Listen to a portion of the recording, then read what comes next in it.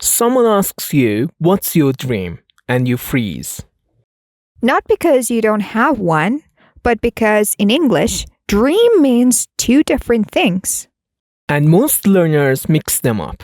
One is what happens when you sleep, the other is your biggest goal in life. Same word, completely different meaning.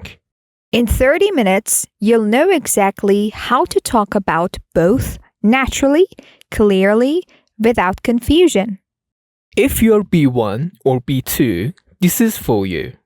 Let's go. Here's what happens in real conversations. Someone says, "I have a dream." And you think, sleeping dream or life dream? You can't tell from the sentence alone. Context tells you. But learners panic because they're not sure. So let me make this simple. When talking about sleep dreams, native speakers usually say, I had a dream last night. Past tense, specific time. When talking about life goals, they say, I have a dream or my dream is to. Present tense, future focus. That's the difference. But here's where it gets interesting. Sometimes people use dream as a verb. I dream of becoming a writer. And that changes everything. We'll explain why in just a minute. But first, let's talk about the mistake that makes you sound unclear. Pop quiz. Which sounds more natural? My dream is becoming a doctor. Or, my dream is to become a doctor. Most learners say the first one. It's not wrong, but native speakers prefer the second. My dream is to become a doctor. Why? Because to become shows the action is in the future. It hasn't happened yet. Becoming sounds like it's already happening. Subtle difference, big impact. Here's another one. I dream of traveling the world. Not I dream to travel. After dream as a verb, you use of. I dream of starting my own business. I dream of living in another country. But after dream as a noun, you use to. My dream is to start my own business. See the pattern?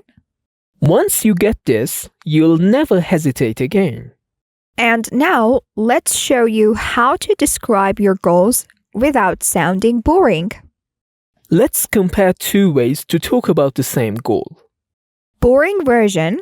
My dream is to be successful. What does that even mean?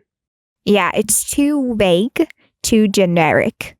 And the compelling version is, my dream is to build something people actually use every day. Hear the difference? The second version is specific. It creates a picture. Native speakers don't talk in abstract ideas. They talk in images. So instead of, I want to be happy, You should say, I want to wake up excited about my work. instead of, I want to travel. You could say, I want to spend a year learning languages in different countries. Specificity makes you interesting. And here's the thing, you don't need fancy vocabulary. You just need clear details. We'll give you more examples in a moment. But first, Let's talk about the phrase everyone overuses. here's the phrase. I want to. Everyone says it. I want to learn English. I want to get a better job. It's not wrong, but it's weak. Because want is passive. And it's just a wish. Native speakers use stronger words when they're serious. Like what? Like, I'm working toward, or I'm planning to, or I'm determined to. These show action, not just desire. Compare, I want to start a business someday. versus I'm working toward starting a business next year. Second one sounds committed. Because you added a timeline and you showed you're already doing something. Here's another example. Instead of I hope to, You can say I'm aiming to. I'm aiming to finish my degree by 2026. And aiming in here is active, but the hope is passive. Small word change, big confidence shift. And now let's talk about how to answer the question everyone hates. The question is, where do you see yourself in 5 years? Most people panic. Because they think they need a perfect plan. They don't. Native speakers answer this question in layers. Layer 1, general direction. I see myself working in a creative field. Layer 2, a specific skill or role. Ideally as a designer or content creator. Layer 3, personal growth. I want to be someone who mentors younger professionals. 3 layers, that's it. You don't need to know every detail. Here's another example. In 5 years, I see myself living abroad, probably in Europe, working remotely and finally fluent in at least 2 languages. Notice, it's confident but flexible. Probably in Europe, not locked in. At least 2 languages. Realistic but ambitious. That's how native speakers talk about the future. They sound sure without being rigid. And here's the phrase that makes you sound even more natural. Let's compare 2 answers the same question. What's your biggest goal right now?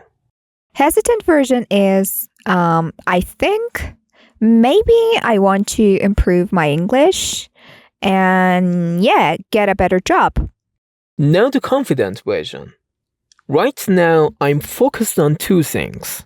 Leveling up my English and positioning myself for a better role. Huge difference.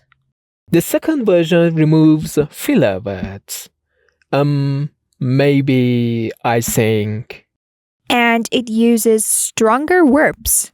Focused, leveling up, positioning. Those verbs show intention. Here's the trick. Replace I want with I'm focused on. Or you can also say, I'm committed to, or I'm currently working on. All of these sound more active than I want. Let's try another one. Hesitant version. I want to maybe travel more in the future. Confident version. I'm planning to travel more starting next year. Remove maybe and add a time frame. Instant upgrade. And now the question learners always ask me. Someone told me, my dream sounds too big. People will think I'm unrealistic. So they make their dream smaller when they speak. Bad idea. Because in English-speaking cultures, ambition is respected. People want to hear big dreams. But here's the key. You have to balance vision with the steps. What does that mean? You share the big dream, then you immediately show you're grounded. For example, my ultimate goal is to run my own company. Big dream, good. Right now, I'm learning business fundamentals and building my network. See, you showed the big picture and the current step. That's what native speakers do. They dream big, but they stay practical. Here's another formula. My dream is to, you say your big goal in here. To get there, you mention your current action. My dream is to write a book. To get there, I'm writing every morning. My dream is to work internationally. To get there, I'm improving my English and researching visa options. Simple and powerful. And now, let's talk about the sleeping dream problem. Okay, we've been talking about life goals. Now let's switch to actual dreams, the ones you have when you sleep. Because this comes up in casual conversation all the time. Someone says, I had the weirdest dream last night. And you want to respond naturally. First rule, use past tense. I had a dream, or I dreamed that. Not, I have a dream. That sounds like a life goal. Second rule, use past continuous for the dream content. Like I was flying or I was running from something. Not I flew or I ran. Past continuous makes it feel like a dream, ongoing, unfinished. As an example, last night I dreamed I was back in school, but I was an adult. I was trying to find my classroom, but the hallways kept changing. That's the rhythm. And here's the word that makes everything sound natural. The word is suddenly. Dreams jump. One moment you're here, next moment you're there. Suddenly captures that jump. I was walking in a forest. Suddenly I was in my old house. I was talking to someone. Suddenly they disappeared. It makes the dream feel real. Here are other useful words for dreams. Out of nowhere, for some reason, somehow. Out of nowhere, my friend appeared. For some reason, I couldn't speak. Somehow, I knew I was late. These words show that dreams don't follow logic. And native speakers use them all the time. Now, here's a common mistake. Learners often say, I dreamed I am flying. Wrong tense. The dream happened in the past, so everything inside the dream is past tense too. And the correct version is, I dreamed I was flying. Another mistake. I dreamed that I see my grandmother. It should be, I dreamed that I saw my grandmother. Or even better, I dreamed I was seeing my grandmother. Past continuous adds the dream feeling.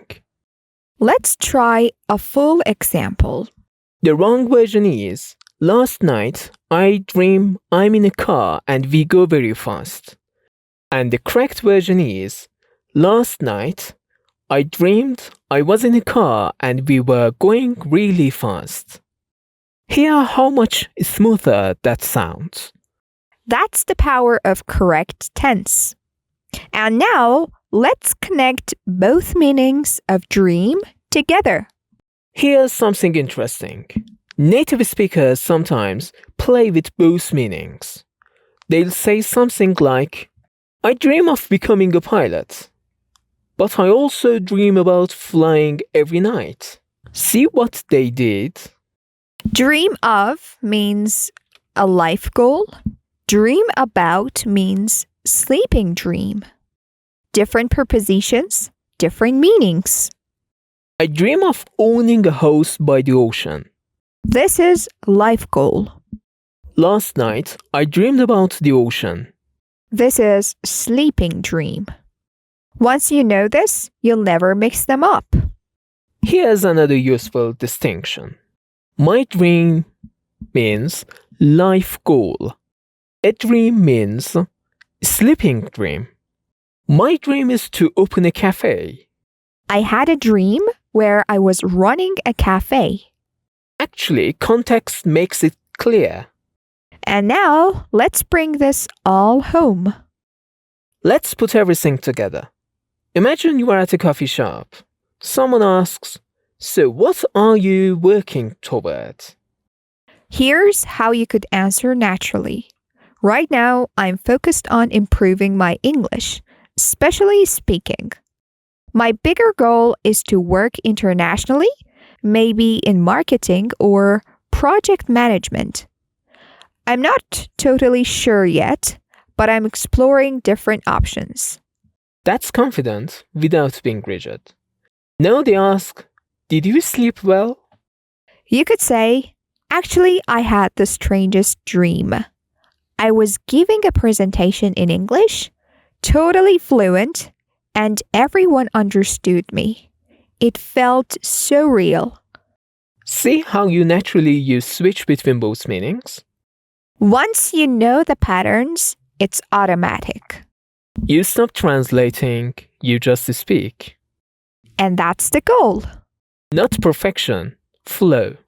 Now, before we finish, we want to hear from you. In the comments, share one dream, either kind. Tell us about a sleeping dream you had recently, or tell us about a goal you're working toward. Use the phrases we taught you. I dreamed I was, or my dream is to. Try it out, practice in real language. And if you're curious, what's our dream? Honestly, we dream of helping you feel confident every time you speak English. Not just grammatically correct, but confident. Because English isn't just about rules. It's about expressing who you are. So take your own time. Listen again if you need to. Shadow the phrases.